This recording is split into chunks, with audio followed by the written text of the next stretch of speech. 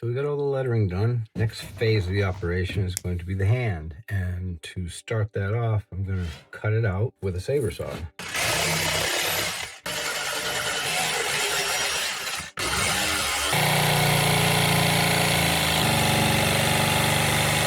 I should have mentioned earlier that I had 10 hands to do, and 5 were pointing this way and 5 were pointing that way. So I made a tracer out of a piece of heavy paper, and that way I trace it on this way, or I could flip it over and trace it on that way. And this was durable enough to get me through all 10. So I'm going to enhance the lines a bit, just as reminders. What did you do with my knife? Ah, there it is. All right, first thing I like to do is make these cuts here, and then I can build the hand without worrying about muffing these up.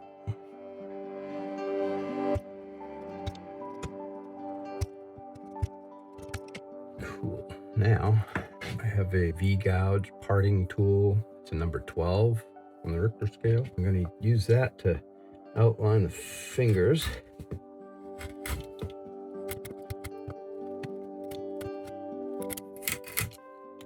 Cedar is very long-grained wood, splits really nice. You can see it splitting off the end of the finger here. And luckily it's fairly straight grain, so I know that the split's not going to take a weird hook.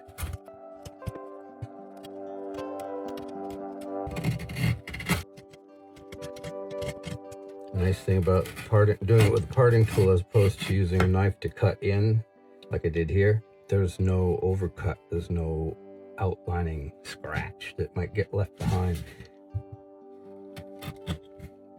This is just the rough out phase, and you can be pretty brutal with it. Doesn't have to be pretty. As long as you leave all the wood you're going to need in the end, you're good. Because I will be coming back with the knife and cutting around all those thinners there.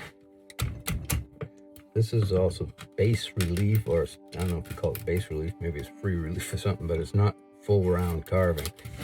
So it's sort of an abstract. Images get squashed down a little bit so that they all fit to the 1-inch format that I'm working with here.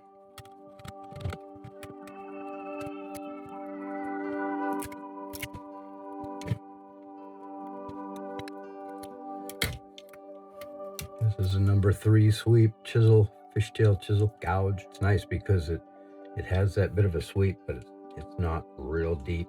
I like it for smoothing areas off.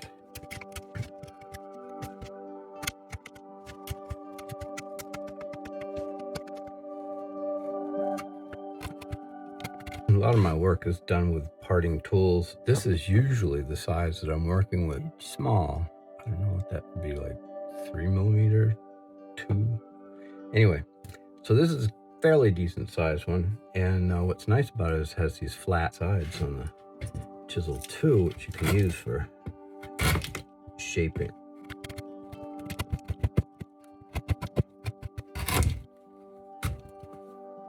Now, having gotten rid of all this material in here allows me to get right to business with the knife.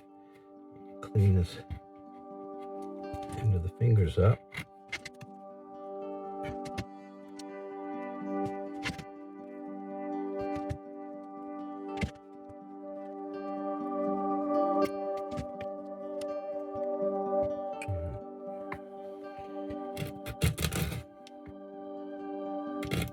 Going across like this, trying to keep this corner of the gouge out of the wood. That forces the wood that you're cutting to split off in the proper direction. You get this underneath the wood here, of course, you end up with a mistake.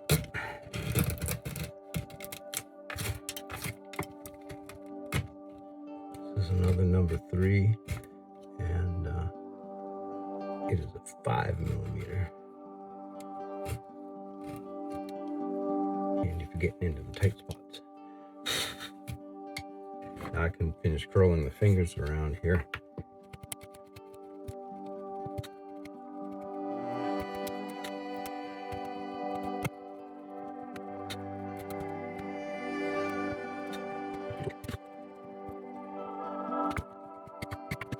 Okay, now I'm going to round the hand off before I get into all this thumb business here.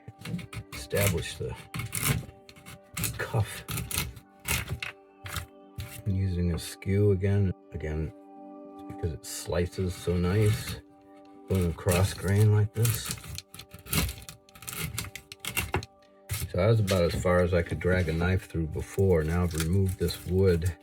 I'm able to go back, cut a little deeper.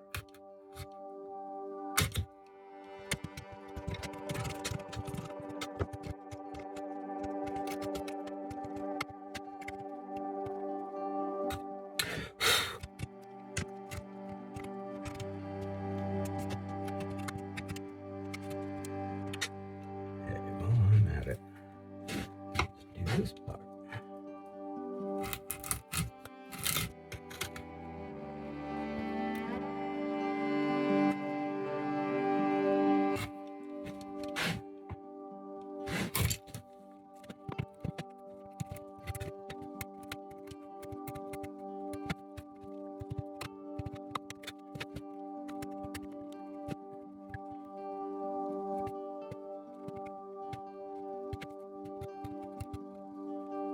There we go.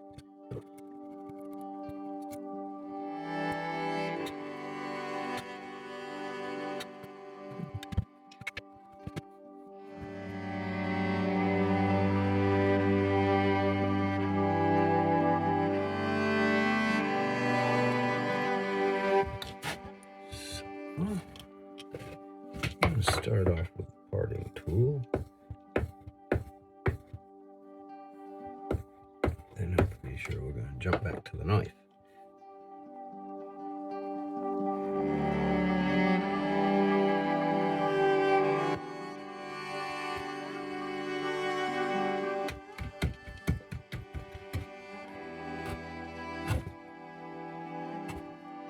It's not too bad for a quickie. You could probably leave it right there, but not going on.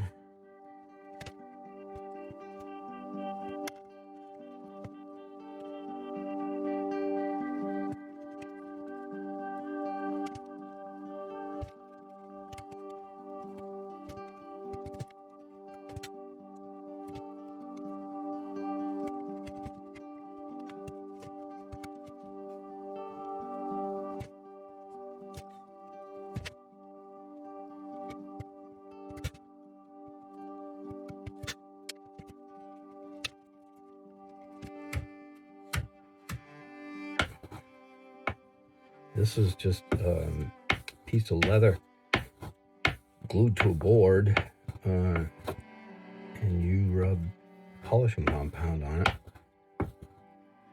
That actually removes a tiny bit of metal, just enough to bring the edge back to sharp. It won't fix a nick or a really dull chisel. And it does tend to round the cutting edge over, and once you get to a certain point of roundness, it's time to go to the stone and reestablish your flat cutting edge. But you usually can get, you know, close to a dozen touch-ups with the polishing board like that, strop.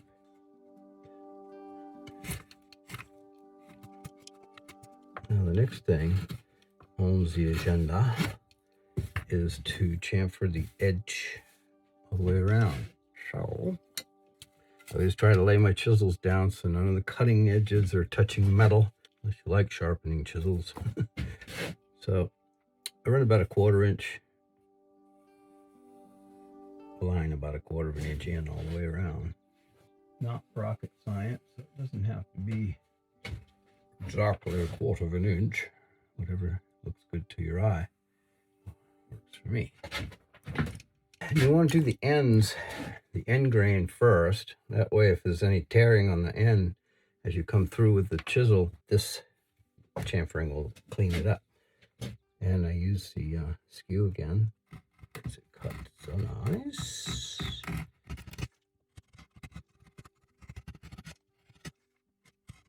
That is pretty much that for this panel.